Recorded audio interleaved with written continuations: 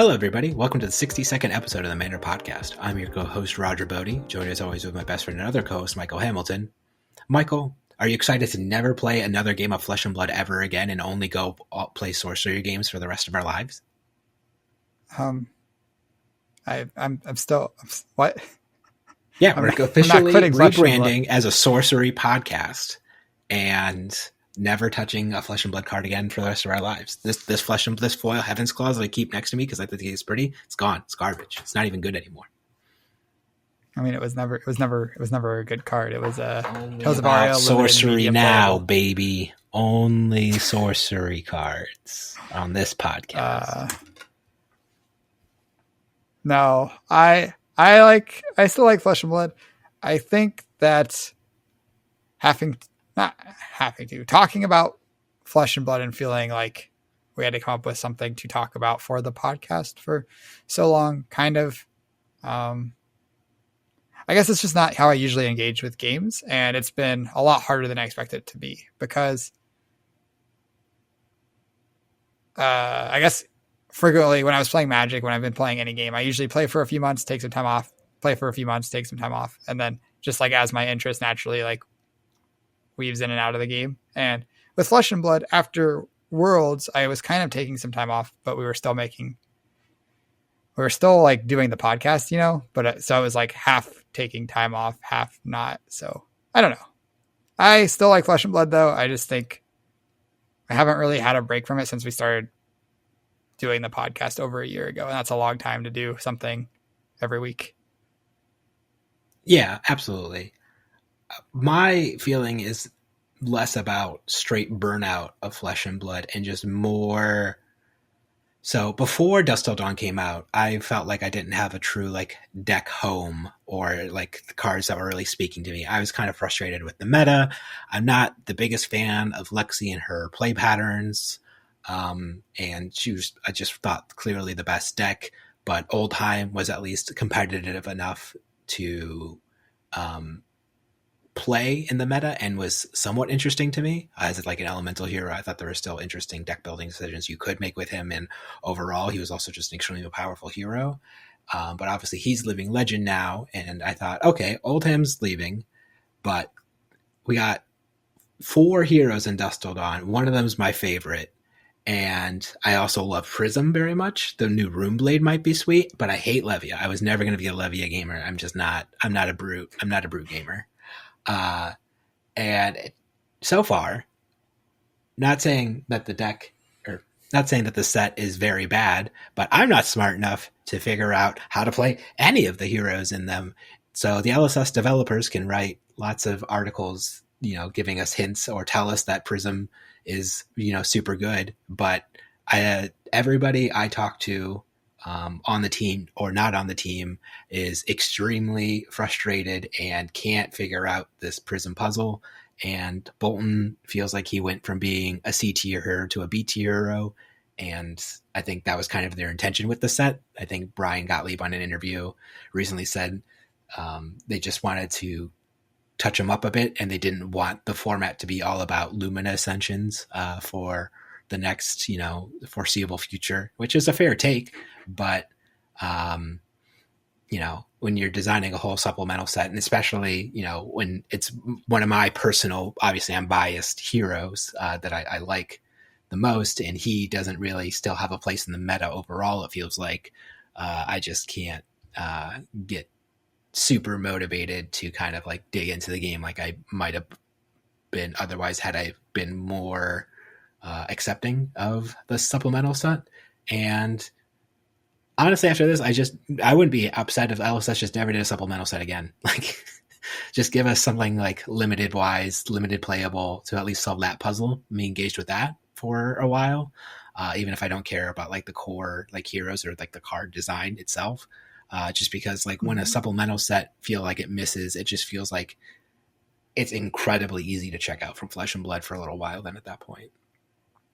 Yeah, I think like having Monarch Draft to work on did help with that, but it doesn't feel like we're solving a new puzzle. It feels like we're playing catch up, which doesn't feel as cool, I guess. I think I've had a lot of fun working on Monarch. And we've been drafting Monarch since May now. Like we've been working on Modern Yeah, that's Craft true. We were working on it almost before 3 Dusk months. Till Dawn came out. Oh gosh, it's really been that long. I still don't Yeah. feel like an expert, so that's not great. But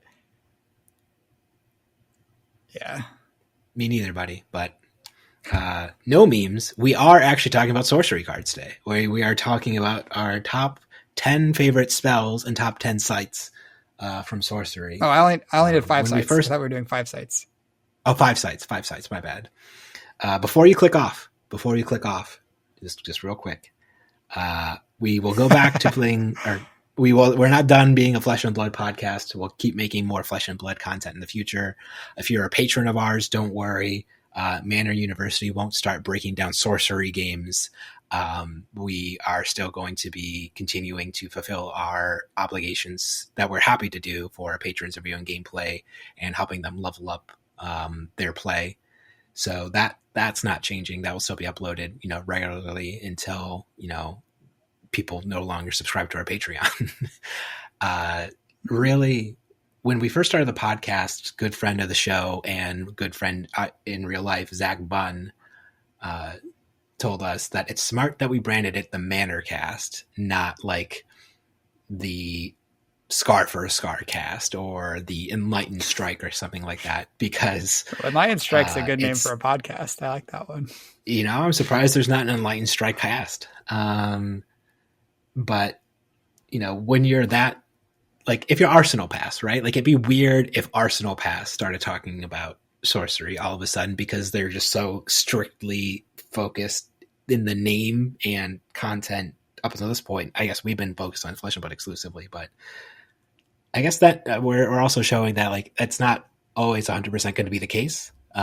We have other interests in life, and if the developers in Flesh and Blood decide to pull a Wizards of the Coast and start creating collector boosters and making a high variance, not that they're saying that they're going to do that, but like if they're just like everything's about dice rolling flippy coins and these just increasing the variance to an unreasonable degree, we're not just going to keep making content engaging with the game just out of some sense of obligation to it. That's just not how we want to live our lives.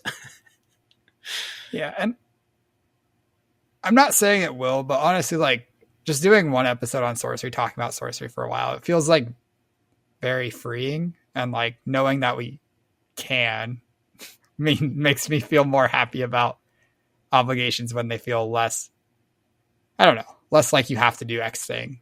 It's more like you're choosing to do X thing, right? Does that make sense? Maybe one day we'll do a top 5 Joseki and Go. Do you want to do that? Do you want to do a Joseki breakdown one day? So I think the issue with Fuseki. making Go content, right, is I'm very bad at Go. You are Same. significantly better than me at Go, but still very far away from the Grandmasters and the top Go players. And there is a lot of very good Go content out there. The game's been out for a bazillion years, and is there? There's one good Go channel that I know of you to this day, and like the 20 years I've been consuming Go content, there's like Nick Sibicki is like the one good Go channel that I know of at this point. There's like books and stuff, right? I'm sure there's but who's going to read a book? We're not reading books. We're not nerds, Michael. We're on the internet. I read a Go book on my flight. Go book. You did, and I read the whole thing. Did I give you a Go book? Yeah. You did, and I read the whole thing. Nerd. Okay. Sorcery cards. Let's talk about those, though. This isn't a Go podcast. This is now a sorcery podcast for the rest of the podcast. Real quick, Sorcery's a very new game. You just got your Kickstarter stuff like a month or two ago. Not that long ago. Not even. Maybe like 3 or 4 weeks ago. Okay. Probably 3 weeks. Alpha prices on it are insane. I would not suggest buying it at this point. Alpha. But beta is coming out in September, I think. Sometime soon, TM. Mm-hmm. And that's when you should get in if you're not in already. And then I guess to further support Zach Bond and Team Covenant, you can go buy beta booster boxes from Team Covenant's website for, I think it's like $150 a box, which is a little bit more expensive than your traditional box, but you also get 39 packs in a box. Like you get like infinity, like Michael and I basically took one booster box a piece, and I was able to build like 3 or 4 decks out of like one box, which is pretty ridiculous. Mm-hmm. I think I built 2 decks. I could definitely make a 3rd deck. That would be solid. I didn't even touch my water cards because I couldn't figure out how to best use them. Yeah. But yeah, beta's coming out soon. I was fortunate enough to hear about the game a year ago, back the Kickstarter, so I did not pay $700 a booster pack, $700 a booster box. I paid like $100 a booster box, a little over. It was like $700 for my whole kit, but it also came with a starter kit, starter decks. So I don't know. I still have 3 boxes left over sitting somewhere in my collection. That's just some part of it, but there's more collection boxes. Don't plan on selling it. It's just gonna be there as a special alpha collector thing to make me happy for the rest of my life. So glad I have it. Because the game's sweet. The game's a lot of fun. I like playing it. Michael likes playing it. Mm-hmm. We play it together. Yes, we do that. In person, in the flesh and blood. I think there might be an online thing too. I heard there was a way. There's a TTS client for it, but yeah, it's not a good game for webcam because the game's played on a grid system. So like, so your opponent is playing like 2 grids in front of them usually, and you're playing like 2. It's 5x4 basically. So you have 5 slots in front of you and 5 slots in front of you. Your opponent has 5 slots, like 2 rows of 5.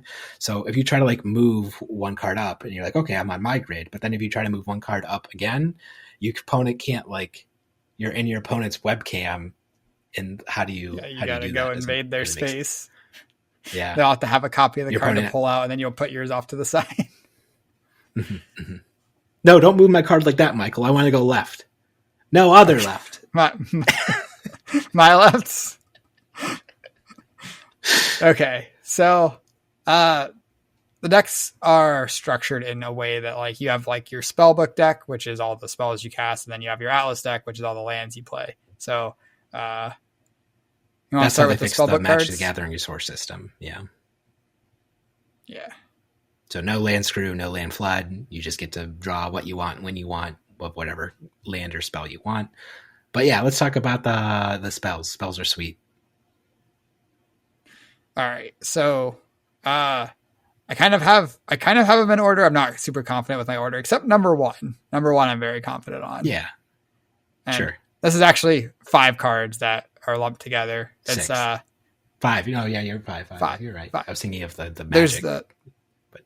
There's the 4 cores and the Philosopher's Stone. And these are 1 cost in terms of relic, right? Relics? Yeah. Unique relics. Yeah, unique relics that basically give you a resource every turn, and also the 4 cores give you 1 pip of their color and a resource. And the Philosopher's Stone says your first spell of each color or element or whatever the term is costs 1 less each turn. So they are very reminiscent of the Moxen in Magic, if you're familiar with them, where they just give you a bunch of extra mana and don't take a land drop. Basically, like if the Magic the Gathering Mox cost 1 instead of 0, right?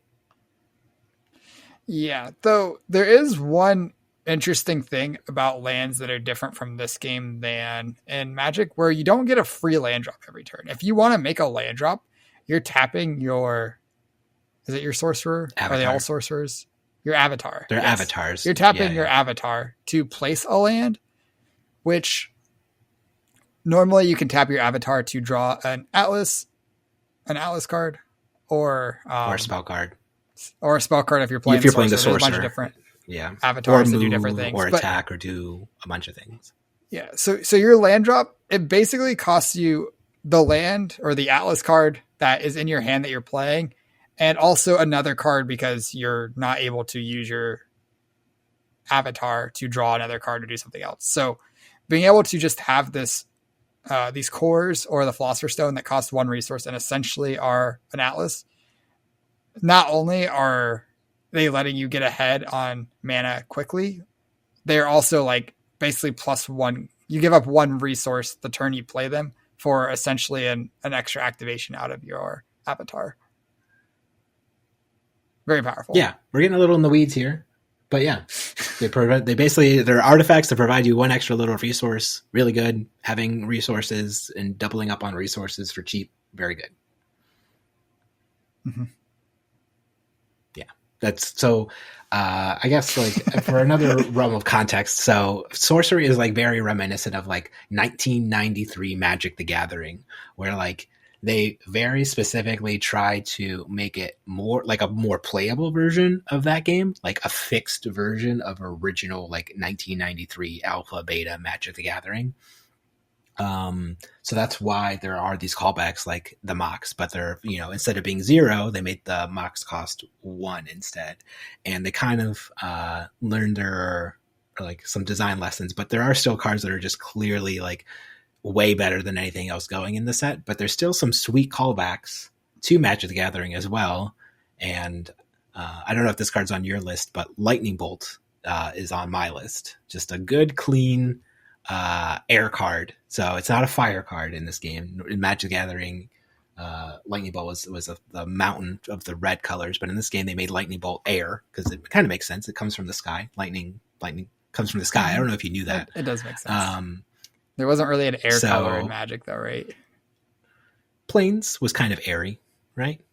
The winds through the plains. I don't know. But yeah, steel deals 3 damage. It costs 2. It was just for 1. You just only need 1 little air threshold, but it's to a random target or random unit at target location. But like, it's pretty easy. Normally, avatars will kind of sit by themselves in the back lines a lot of the time, so it's pretty easy to target avatars. If you can move your units out of the way before casting this card, and it's just really efficient and a way to deal direct damage, and I just think it's really powerful, but I don't know if it's on your list. Yeah, it didn't make my list, mostly because I was looking at a lot of the removal spells, and I'm like, I honestly don't know which one's the best. If there's like decks that are like putting like multiple like 0 power, 1 power guys in the same spot as their important guys that you actually want a Lightning Bolt, like say they're playing the Earthlands that you can pay a resource to make the 1/1 militia guys, or just any other token makers, Lightning Bolts effectiveness gets reduced significantly. And also that 3 damage breakpoint is not always going to be exactly what you need. So I think it is a very strong card, and it wouldn't surprise me if it deserves a spot in the top 10 list, but I kind of didn't put any removal spells in my top 10 list, or spells that are just removal spells, because I'm not confident which ones will see play the most, I guess, because it just depends what you're trying to remove for which ones you play. Yeah, I wasn't thinking about it just strictly in terms of being a removal spell. The fact that this deals direct damage to, the avatars, I think is and how hard it can be to deal like the last point of damage once you get the opponent's app. So the other interesting thing about Sorcery is once you go to 0 life, you don't lose the game. You just kind of chill at 0 life, and your opponent has to deal 1 more point of damage directly to your avatar to win the game. You can just stay at 0 life for forever until your opponent deals that 1 direct point of damage, though. And Lightning Bolt, it's not a surefire way to do it, but it is one of the few ways in the game to just deal that last point of direct damage. And like I said, normally it's not uncommon for like avatars to kind of hang out in the back lines by themselves, because you don't really want to be putting them, unless you're the battle mage, you're not really trying to like battle it out, duke it out with, the in the fray, so to speak. So your avatar's usually just chilling. Yeah. Okay. I guess I have a card that's also kind of a reference to a Magic card, I believe, or it's very similar to a card that I've played a lot of in my cube drafting days. What's that card on my list? It's a Highland Princess, and it's 2 cost, 2 air threshold for 1 power, and it says Genesis, which is when you play it, you can search your spellbook for an artifact card that costs 1 or less, reveal it, and put it into your hand, then shuffle. So I played a lot of Trinket Mage and Magic cube drafts, 3 cost, 2/2, that goes in tutors for a little artifact. And Highland Princess is very similar. And I think, again, we talked about how good Philosopher's Stone plus the cores are. This card is if you're a heavy air deck, this is a great way to just go get a core out of your deck. And I think it's going to be played in basically every air deck because of that.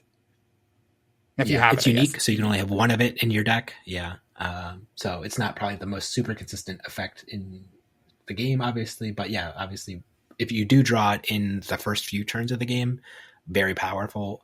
I guess like when you draw it late, though, did you take a look at like any of the other 1-cost artifacts you can go and tutor up to see? I know there's like worst case scenario, there's that one like equipment thing that just gives a unit 1 power, but it goes back to your hand at the end of each turn. Like that's not a bad thing. That card's actually also on my list. Well, there you go. I think that card's quite good. Once we realize how it plays. So yeah. Well, we know how it plays now, because now that I know that you can summon artifacts directly into people's hands, that card makes a lot more sense. I thought you had to spend a whole action picking up artifacts. I thought you summoned them to the ground and then you had to go like walk over and pick it up, and then they're holding the artifact. And if that's the case, the card's very bad. But if that's not the case, then the card's very good. Yeah. So I'll just talk about it now since we're already talking about it. It's called, Tor's Hammer Trinket. I think that's how you pronounce this. And it just says it costs 1. It's a relic. And it says the bear has +1 power. And at the end of your turn, return it to its owner's hand. So you pay 1, you put this on a unit. It has +1 power for the turn. It goes and fights something with that +1 power. And then it comes back to your hand. Are you familiar with the card Rancor? Yeah, of course. Okay. This very similar to Rancor, where you're putting it on your guy, you're getting the value out of it. It's a Boggle staple. I didn't know you were a Boggles guy. I know of Boggles. I played Magic together for like a decade. Yeah. Sure. I watched the Reed Duke versus Shahar Shenhar World Championship. Sure. That's a classic. Okay, but you put this on your guy, you go, you hit their guy, this comes back to your hand. It's a great mana sink. You can always just spend 1 resource to get 1 more power on your guy. It helps you hit breakpoints to kill important units, and you don't have any risk of losing it because it's never going to be on the battlefield when your opponent has priority to kill it. You just always put it on your guy, the end of your turn is going to come back to your hand. So no risk with this card. Here's an interesting question that I don't know the answer to that we might have to look up, though. So let's say I have a 3/3 or 3 power guy and you have a 3 power guy. You put your trinket, hammer, Tor artifact thing on your 3/3, turn into a 4/4. You attack my 3/3. Okay, cool. My 3/3 dies. End of turn, the hammer goes back to your hand. Does your 3/3 have marked with 3 damage on it and die too? Oh gosh, if that is how this works, this card's a lot worse than I thought it was. But I could see that being the case. I don't know. I'm not a sorcery. That's a good rules question. I don't know if there are sorcery judges at this point, but that would be a good one to find out the answer to, because I think I just look in this the card Discord. will see. Sure. I think this card will see. I plan to put it in a decent amount of my decks. I think it's quite powerful. So I think it'll see a decent amount of play, and that interaction will matter a lot, because if your creature does die, then this card maybe is reasonably worse than I thought it was. That's fair. But Michael, what are you going to put it on when I play my next card on my list, though? You're not going to have any guys to put it on. What's your next card? Wrath of the Sea. What's this card do? Which is like Wrath of God. I played it against you. It's a 7 cost magic spell that floods all sites adjacent to a body of water this turn, then submerge all minions and artifacts on water. So it drowns everything. So what's interesting about sorcery is that like the water sites, you can go below the water or you can be above the water. But if you're below the water and you don't have the keyword submerge, your units drown. But if you're playing a water deck and you got submergible little fishy, merfolky kind of sharkies, or there's all kinds of water monsters in the game, then they just chill under the water and they're just chilling there. So you get to play this wrath spell, and all of your water guys are like, okay, cool. We're just hanging out, having a grand old time swimming in the sea. And all of your guys are like, no, I'm drowning. And then you don't have any guys to summon your 1/1 Rancor on anymore. So I win. Yeah, I think the card is strong. I could also just put the 1/1 Rancor in my water deck that has some guys that just have submerge of their own. So when you submerge my guys, they're like, all right, I'm just chilling under the water now. You know, like I said, I haven't built a water deck yet. The card seems of dubious effectiveness against a fellow water deck. So sideboards are 4, right? Fair. It also costs 7 just mana, which is sideboard it a out. lot of mana. Yeah, it's fine though. I might be a little bit of a Timmy with some of my cards, but like I like it. I like the theme of it. I think it's powerful. And it's not even the best Wrath in the set. I just want to talk about it first because like the best Wrath in the set is just the guy, right? What the guy? death dealer. That I guess he's also just that's the 7 cost red Genesis kill all of their minions. Just a unique mortal guy. That guy seems sick. With a scythe on a big war horse. He costs 7. He has 4 power himself. That card's like the real like sweeper, like Wrath of God, just kill everything spell on my list. But I want to include Wrath of the Sea God too because it has the Wrath of Sea because it's a wrath. It's a wrath, you know. It calls back to magic. It has the wrath in the name. It has to be good. I'm going to do a little spoiler. The most expensive card on my list costs 4 resources, 4 mana. Yeah. See, I haven't played enough Sorcery. I don't know if like you're supposed to get to 7 or not, you know? I want to because, you know, I just want to sit here and be my toxic control mage self and just, you know, do nothing, kill all your stuff, play my removal spells, play my lands, draw a bunch of cards. You know, they need to put counter spells in this game. When they come out with counter spells in this game, chef's kiss on your opponent's turn. Perfect tap game. Your avatar, counter your spell. Well, there's already a card you can cast on your opponent's turn. Really? Yeah, dodge roll. It costs 0. Right. It has 2 water threshold, and basically when a unit's declared as an attacker, you can play dodge roll, and as after the attack's been declared, and your unit rolls to a site adjacent to it and evades the attack. That's kind of cool. I didn't know about that card. It's not on my list, I guess, but cool. So what is a card on your list then? I just rattled off two wrath spells on mine because I like killing all the things. But what are you doing then? Efficient, Mr. Efficient creatures. I like cheap, efficient creatures that do powerful things. So next card on my list is Vile Imp. It costs 2. It has 2 power. It takes 1 red threshold, 1 fire threshold. And it says Genesis, you may deal 2 damage to target adjacent unit. And that's pretty good. 2 cost, 2 power, and deal 2 to something. A lot of the time, it'll just kill another unit.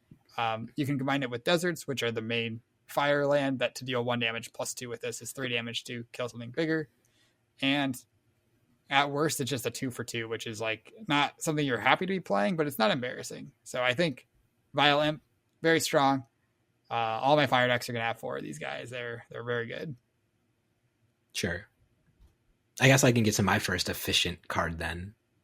Mr. Land Surveyor, which is it's a 2 cost, 1 earth threshold, 1 power. So not a 2/2, but it's Genesis draw site. Drawing cards are sweet. So it's just a guy that gets to chill out on the battlefield, draws you an extra site, helps you, you know, be a little bit efficient, place on the board. You want your sites to play your long, grindy control strategies for your Wrath of Seas and your, you know, board wipes and your control guys. So you want to be drawing sites, but you don't want to spend your whole, you know, draw per turn drawing a site. You want to draw your sweet spells to control the thing. So you need your land surveyors to come and be efficient little duders and draw your sites for you.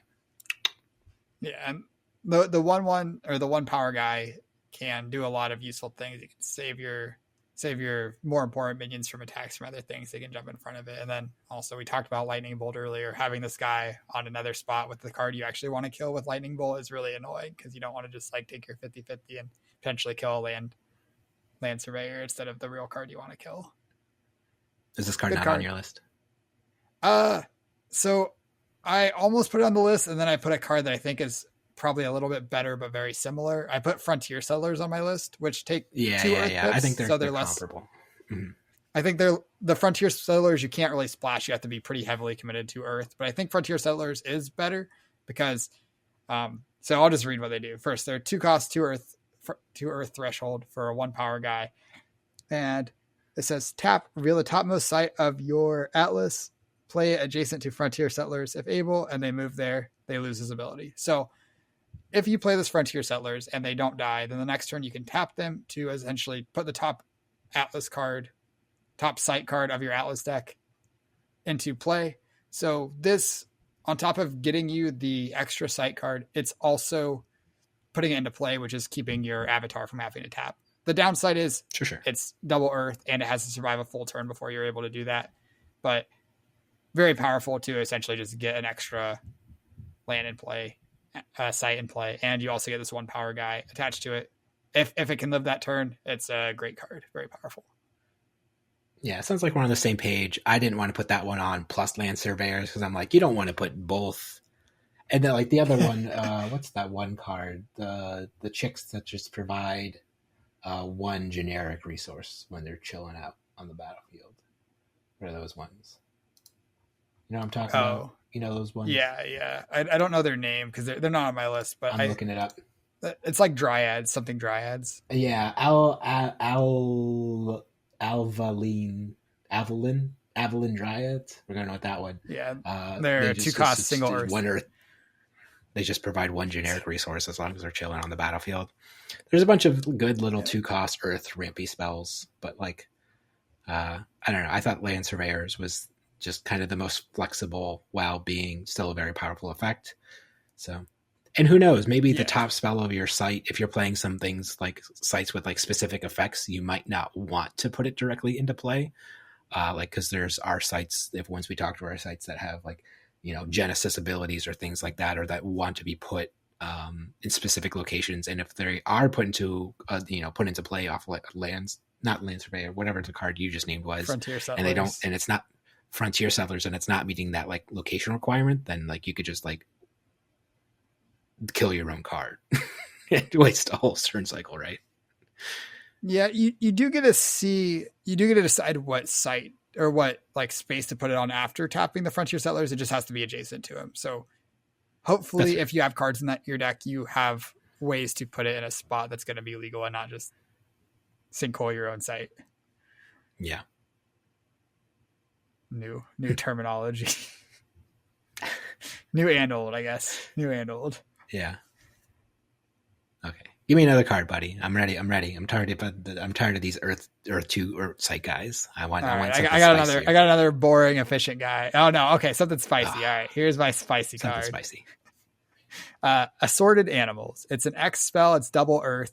And it says search your spellbook for different beasts with combined mana cost of X or less. Reveal them and put them into your hand. Shuffle your spellbook. So this card is mostly on my list because it's flexible and powerful, or flexible X spells are, in my Magic experience, have been very powerful. It's not a big requirement to have a few different beasts in your deck, and a lot of the beasts are quite good. And then you can also just... Are you sure about that? What's a good beast? Name me a good beast here, buddy. I want to know what you're tutoring with this guy. The 1 cost for 2 power guys are nice to be able to get. You can include... You're getting boars? You're tutoring boars? Boars are part of your assorted animals? Come on. You don't want to tutor your boars. The 1 spider that goes underground and disables anything above it is tutorable off this. Oh, yeah, that guy's good. Root spider? Yeah, he didn't make my list, but I think I'm down to... you can tutor infinite Grey Wolves. You could put all the Grey Wolves in your deck, and then you could tutor up like 17 Grey Wolves once you get to 7 Grey Wolves once you get to 7 resources, and then play out all your Grey Wolves, and then your Grey Wolves are all 8/8s. I see what you're doing here, Michael. Going deep on the Grey Wolves. That's not the line I'm looking for. Water has the beast, the frog. That's a 3 cost for 3 power. That's also not on my list, but it's 3 cost 3 power that basically swallows something when it enters the battlefield. It swallows an enemy on its spot. It's Oblivion frog. Yeah, it's a Fiend Hunter on a 3/3 for 3. So, or a 3 for 3. Mm-hmm. So I think it's pretty strong. And then like, just like the flexibility of this card, the fact that you're getting card advantage, you can even get card advantage if you pay it for 2 and get 2 1 cost 2 power guys of different, each each element has a one Oh, you cost can get power Sacred guy. Scarabs off this card. I'm in. So there's just a lot of good beasts, and the fact that you can get like 3 cards for 1 card if you want to spend 3 resources to draw 3 1-cost beasts, then you can. If it's turn 10 and the game's going forever, you can get a 4 cost and a 1 cost and a 2 cost or something. I don't know. You can just it's very hard to find good real sources of card advantage in this game, and I think this being able to be something that you can just spend 1 resource to get a 1-drop, spend 2 resources to get 2 1-drops, or spend 6 resources to get a very impactful guy and a 1-drop, or just a very impactful guy or something. Like I think this card's flexible and powerful. It is double earth, but yeah, strong card. I think it'll be good. Yeah. Sorry, I was just mesmerized. I was looking at all the beasts, and the first beast that pops up since in alphabetical order is a cursed albatross. And it's just like an angry looking seagull mean mugging some guys on a ship. And I'm like, that's one angry albatross. All right, give me another card. That albatross isn't on my top 10 though. We can talk about something else. Okay. But you know, we here's another cheap efficient spell. You like cheap efficient spells that are really good and do really powerful things? Boy, have I got a card for you, Michael. Wall of Ice. Hit me. Wall of Ice is a 2-cost aura that you conjure atop a border of a site you control, and units can't traverse Wall of Ice on the ground. So you got this Wall of Ice, and so what you do is you have your avatar, and then you put a Wall of Ice in front of you, and then the guys can't come and attack you on the ground. They gotta come below you, and attacking below you takes so much more time and effort and resources. So you have all this time to buy and space out so you can Wrath of the Sea God. So you need your Wall of Ice. Efficient, that card power. Somehow did not make my list. I don't know how. It's going to be a staple. Every water deck's going to want 4 Wall of Ice. I am suspicious of this.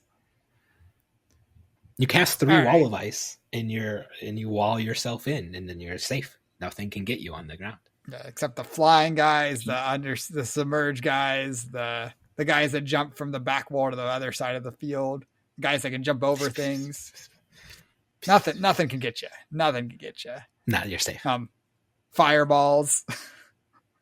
You spent 3 turns setting up a Wall of Ice, and I just put like a ranged unit on the other side of your Wall of Ice. There's just no answers. None at all. There's no way you can beat this. Well, you put a Wall of Ice in front of your Wall of Ice, so they can't get to the square in front of your guy either. Okay, so you have 3 Wall of Ices blocking off. Yeah. You create like a maze, and then you have one Wall of Ice here. Use them to obfuscate the battlefield. I don't think 4 is enough for all the things you're trying to wall up. No, I think you're just not using your imagination. Okay. You're too walled off. All right. Next card. I got Fey Changeling. 3 cost, 1 air threshold for 1 power. May be summoned to any site. Genesis, you may return a minion here to its owner's hand. So, the card is interesting and flexible. I love flexible things. You can put it wherever you want, bounce anything, any minion. If your opponent spends 6 mana to play some big 6-cost guy that does something scary, if it stays around, you just changing it back to their hand. Next turn they'll try again, but you're gonna be making advantage. You're spending 3 mana to answer their 6 mana play, and you're also getting a 1 power guy out of the deal. Maybe summon to any site, very flexible. You can bounce anything, and then you could also just recur your own enter the battlefield abilities. Or your own Genesis abilities. So there's a lot of units on our list with strong Genesis abilities. I think most of the cards on my list have a Genesis ability, and being able to pick those back up and play them again. Huh? This card just breaks my heart. Did you look at the art of this card? This card is so sad. Look at the art on this card. I can't. What? Is it the fairies taking their baby away? Yeah, and then there's they took the real child baby. It's skittering through the window in the background, being carried away by this like weird ghosty black thing, and then there's the changeling baby that they swapped it with in the crib. And I'm like, no, don't take my baby. I like my baby. I don't want a changeling baby. Leave my baby. What do you think? What do you think about this card? I want to go give Austin a hug. That's what I think. Okay. He's sleeping now. He's sleeping now. Yeah, Right? he's not being changed. Hopefully he's not being changed as we speak. They're upset. The Fae are going to get him. Watch out.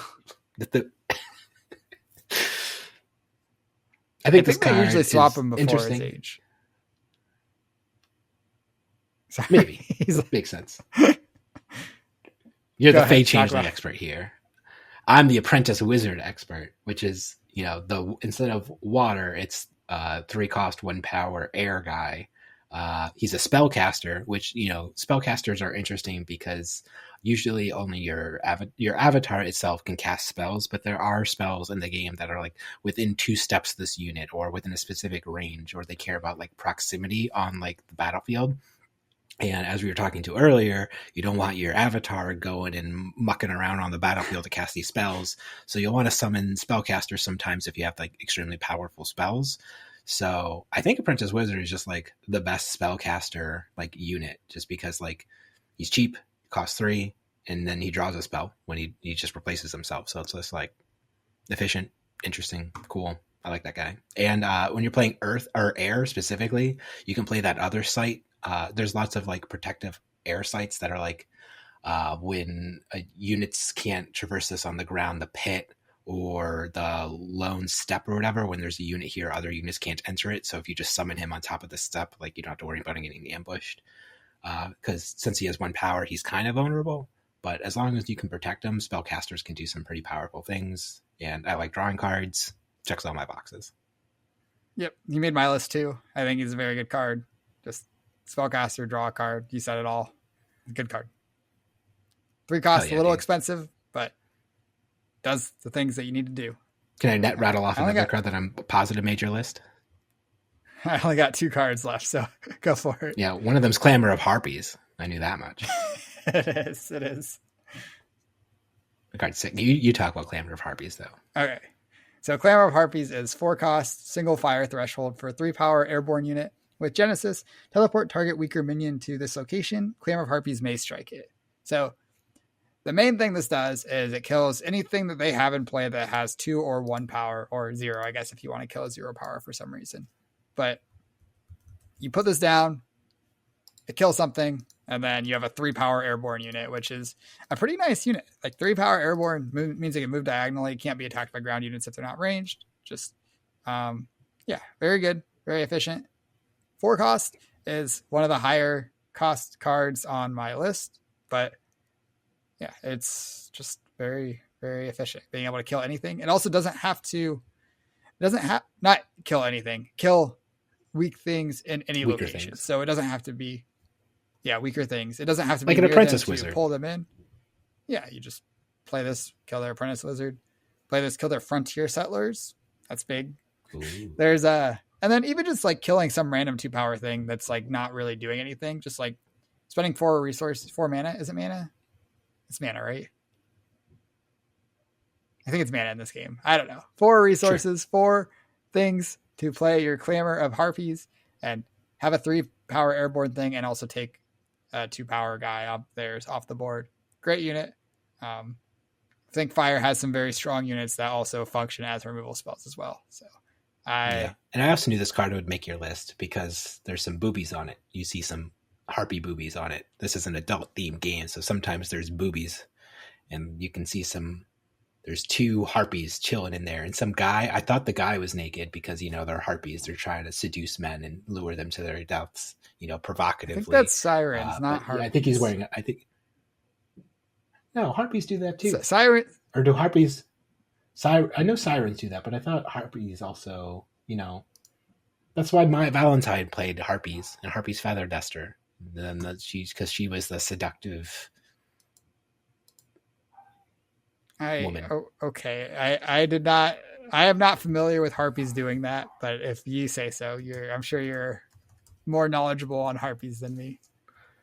Harpy mythology. Half human, half bird. Mm-hmm. Priorities. Yeah. This is very important now. This is an important virtue in life that I have to teach you and my son is when you don't know something, you don't just go like, oh, well, I don't know this thing. I'm going to continue to not know. You have to look it up. You have to know. Our harpies good or evil. They are neither good nor evil. They are just embodiments of the destructive nature of the wind and are considered spirits rather than true flesh and blood. Okay. Here we go. This is the real Google search that will, clear things up. Harpy mythology, sexuality. Harpy represents the horrors of unrestrained female agency, sexuality, and ambition. The horrors. Oh, there you go. Yeah. I don't think that is luring anyone to their death. All right. So what other cards you got? How many cards you got left? You got the here the 1 card, 2 cards, 2 cards. All right, I only got 1, so do one of yours. Okay, while we're on the booby train, we got Courtesan Ties. She's seducing people. Ties? Courtesan Ties. Courtesan Ties? I don't know how you pronounce this word. I'm not smart enough to know how to pronounce this yet. It's a 5 cost for a 0 power minion, so very powerful. You always want to spend 0 cost, 0 power minions for 5. Genesis, during their next turn, each player is controlled by the previous one. So how this card works, as I looked it up too, is that I control your next turn, but then you control my next turn. But what you do is you want to play this out in aggressive strategy, do all your aggressive things on your fire thing, have no real resources in your hand or things that your opponent can really do to mess you up. You play this card, and then you just make all the decisions. You get to decide what's tapped and what's not, and get the first take over your opponent's turn cycle, and just completely ruin the game and win the game on the spot. I imagine lots of times when you cast this card, so it seems good. Mindslaver, powerful effect. Yeah, I could see this being a pretty potent finisher if. Especially if I guess you don't really need help killing them if they're on death's door and you're fire. You just shoot some fire spell at their guy. But or you just make their avatar suicide themselves. Yeah. Yeah, have their avatar attack one of their own units. Yeah. Pretty good. I think this card is strong. I didn't want to put it on my list, stop playing with it, but it does seem really strong. You get to control when you play this, when it'll be really good to mess up your opponent's turn, and when it won't be that bad that they mess up yours. A lot of the time when you play this, I imagine you'll just have their guys attack their other guys and just end up killing a bunch of their own guys, maybe point a removal spell at their own guy too. Seems solid. Seems like a good card. I think it might be tough to figure out how to make sure it's not also hurting you, because they can also just make all of your guys fight your own guys and waste your hand and stuff. But yeah, we'll see. It's a cool effect, that's for sure. Yeah. Okay, last card, go. I got Highland Falconer. 2 cost, 1 power, single air threshold. Not your card? What? This is such a Michael Hamilton card. What? It's just value. Genesis. You may search your hand and spellbook for a beast with airborne and mana cost 2 or less and summon it here. Shuffle if needed. So this is just an efficient guy. You're going to spend 2 resources. You're going to get a 1 power guy and a 2 power flyer, because 2 power airborne unit. So 3 power, 2 cost, 1 of it's airborne. Great. Perfect. Love this guy. Just an efficient 2-drop. Okay. Mm-hmm. It's like saying Wounded Bull is one of the top 10 most powerful cards in Welcome to Wraith. No, it's like saying Scar for a Scar is one of the top 10 most powerful cards in Welcome to Wraith, or Sink Blow, or Snatch. No, this is a Wounded Bull more than a Scar for a Scar. No, this is not a Wounded Bull. This is like a belittle Minnowism. You need the airborne guy. You go get your. This is like a Nimble Strike. I'll upgrade you to a Nimble Strike. I don't think so. I think it's like a belittle Minnowism.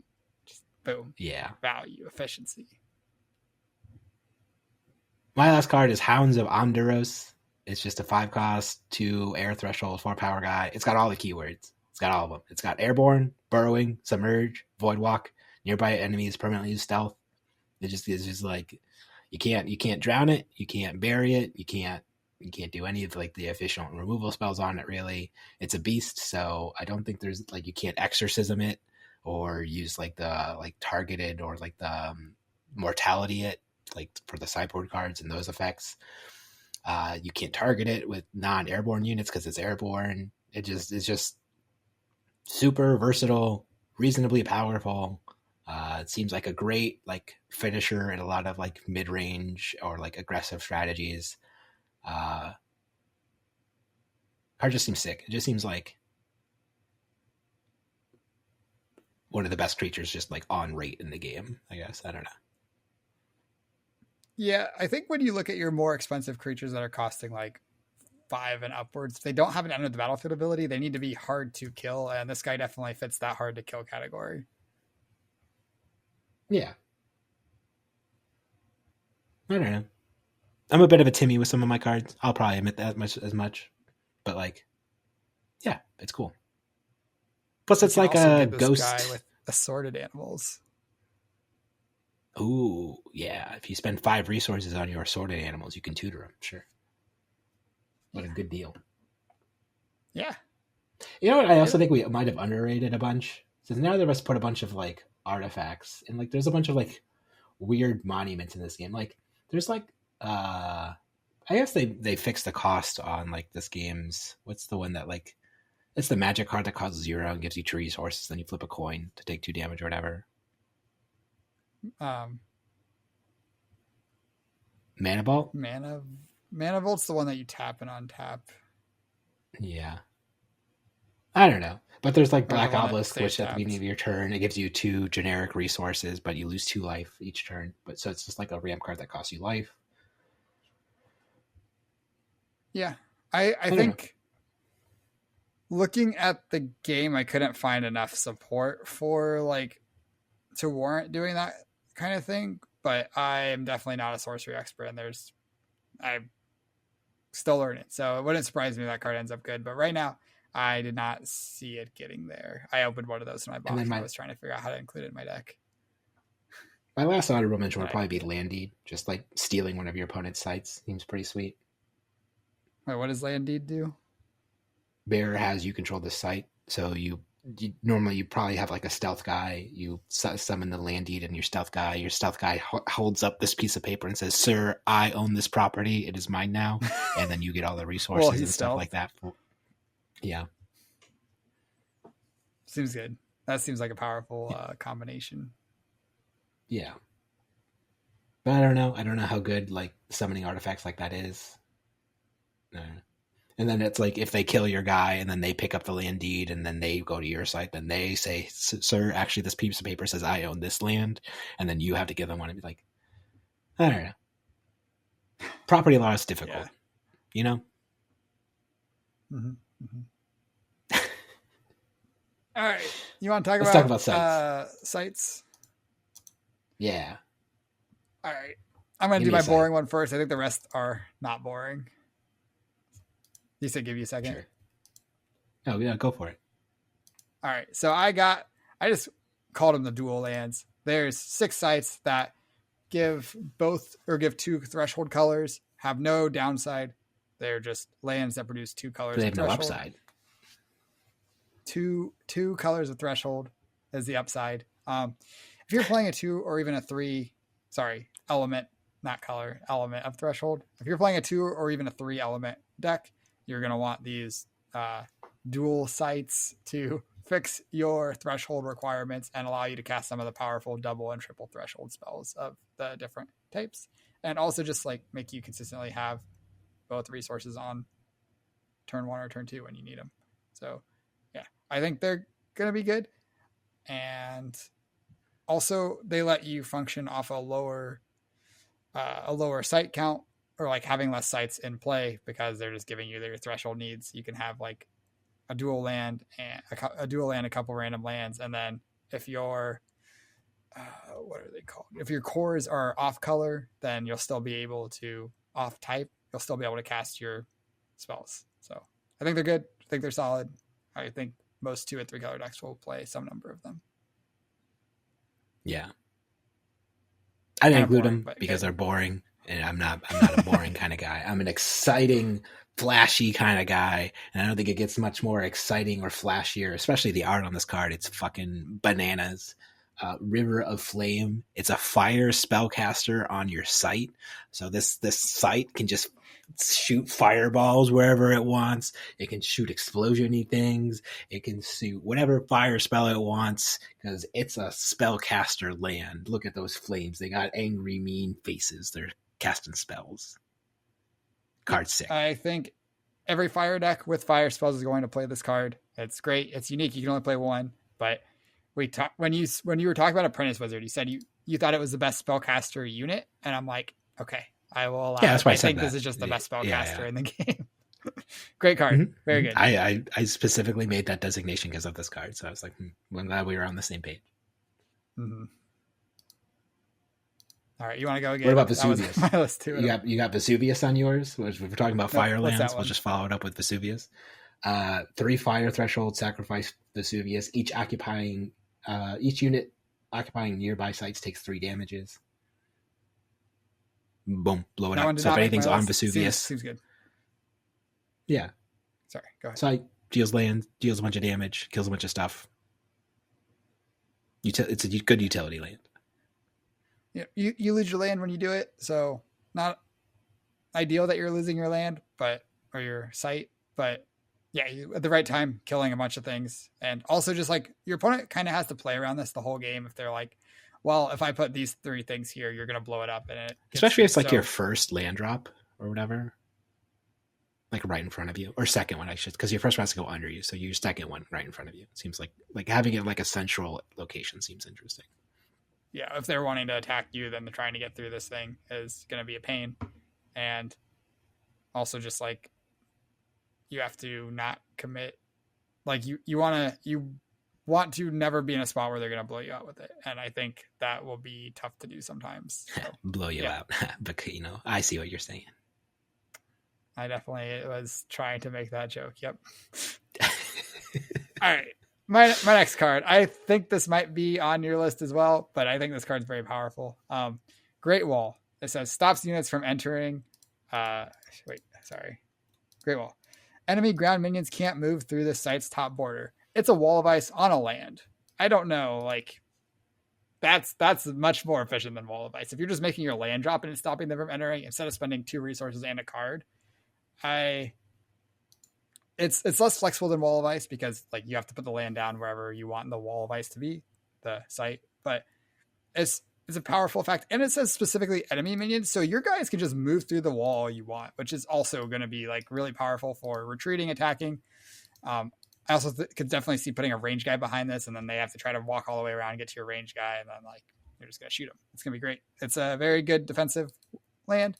It doesn't produce any threshold, which is not that's not ideal, but that's why you want the dual lands and the other lands, and the dual lands, and make sure you have a good count of threshold producing lands to support these lands that don't produce any threshold, but you'll still get your 1 resource every turn. I think it's mana. Don't know what it's called actually. And yeah, I think this card's great. Yeah, agreed. It's on my list. Okay. Wall of Ice site made your list. Mm-hmm. Cool. Should I mentioned this site, Sinkhole. Do you have the one that blows up? Sacrifice Sinkhole, destroy nearby site. Yeah, I this was the one I'm like least confident on. I think it's good, but this card was so annoying when you played it against me. Because basically you played it as your second land drop right in that middle area, and then I played one right in front of it because I was like, oh, I don't want Michael encroaching on my stuff. And then you sacrificed your Sinkhole blowing up my land, and then to drop me back down to 1 resource. And then I have basically, and since you don't control rubble, so I can't like summon on the sides of that rubble, but you got to like summon something next to your Sinkhole first. It was just like a huge tempo, like blowout play. I felt like in that game, it was very good. And I don't know, it seemed very powerful. Yeah. I wonder if the counterplay is just like not build forward and let your opponent encroach on you and just build to the side a little bit. Yeah, but building to the side's so lame. Nobody wants to build to the side. You want to go forward. You want to go in the middle and fight. You got to defend your territory. You don't want your opponent just summoning things right on top of your guy. That's not what you want. I feel like there's like something going on where you're like very excited to cast Wall of Ice and make it so people can't cross an area, but you're like, let me build this bridge for you to cross into my area. Yeah, because I want my guys to swim under the wall of ice. You know, because you guys can't come at me because you're not playing water. I'm the water guy. So then I swim under my wall of ice and get to your guy and come up and I did it. Okay. You know? Mm-hmm. Yep. Sure, These are the tactics you got to think about in sorcery, Michael. This isn't flesh and blood. You got to think like a fish. Okay. So my last site is Pillar of Zyros, something Rose. It's a unique site. It has Earth Threshold, and it says Genesis, banish all dead minions, and you heal 1 life for each. So when you play this, everything, all minions in all graveyards, discard piles, whatever it's called, gets banished, which is not the important part of this card. The heal 1 life it might be the important part of the card in some spots, but that plus the healing 1 life for each minion that you banish means you just have a land that's producing threshold for you, and at some point in the game can heal you 5, 6, maybe even more life, and that's really good. It also just like passively shuts off like any recursion plans or anything they want to get, any minions they want to get back from their graveyard. I think this is a pretty good land, and yeah, passive life gain on a land, and also graveyard hate on a site, not a land. That's great. That's it. Did it make your list? No. Me being the toxic control gamer that I am, my last one that I wanted to put on my list was Roots of Yggdrasil, which is just a unique site. When Roots of Yggdrasil are destroyed, destroy everything. Just everything. Just all the sites, all the minions, all the artifacts, all the monuments, all the auras. Just if it's a thing, destroy it. What about Hell avatars? Yeah, dude. I'm in. Avatars aren't avatars, things. right? Avatars. No, avatars still around. Okay. But everything turns to rubble. So, right? Everything turns to rubble. Or do you destroy the rubble also? No, when sites are destroyed, I they don't turn think you into destroy the rubble. rubble. It's when they're banished, they turn into the void or whatever. Okay. Makes sense. This doesn't say banish. If it said banish everything, this card would be like it's everything I want to be doing in the game then. Because that's basically like resetting the game completely, which is insanely toxic. This card is just like mildly toxic when you do the thing. But like if it was like that insanely toxic, I would be all about that card. It's interesting that it's like kind of easy to destroy this too. You just like you play this the next turn, you sinkhole it. Boom. Mm-hmm. Get it out. There's also if you're playing fire things or things, there's also cards that destroy sites. So yeah, okay. Speed card. Probably the best site in the game fun. to craterize. I don't know what craterize does. It's like one that does like in the entire grid of the board, it deals damage, but like the first grid deals 20 damage or whatever. It's a 9-cost fire spell. If you're successfully casting a 9-cost fire spell, 9-cost spell of any kind, 8 cost, and you aren't winning the game, 10 damage in the middle, 10 damage in the middle square. There we go. If you aren't winning the game when you're casting your 8 cost, I am concerned. Resetting the game back to neutral. This sounds like ulting a Karn when you're like a million miles ahead in a game. Yeah, and okay.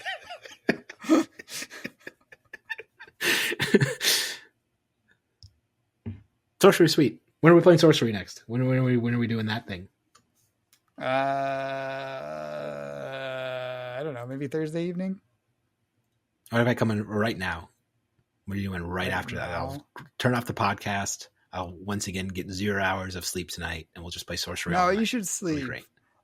You should sleep. I don't need to sleep. They make Red Bull. I can grab a couple of Red sleep. Bulls, grab some we Sorcery were playing decks. Freaking Flesh and Blood at 2 a.m. last night. Go to bed.